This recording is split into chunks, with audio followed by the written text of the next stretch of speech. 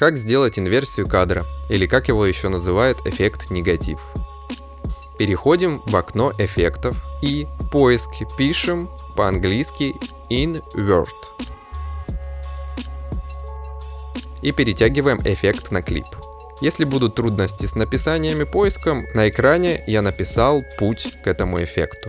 Только не перепутайте его с таким же аудиоэффектом, потому что он не перетянется. Эффект применился. Вот наша инверсия всех цветов.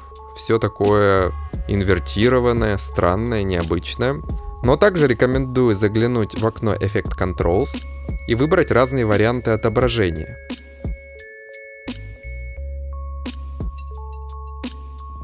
Пробуйте, креативьте и заглядывайте на мой YouTube канал.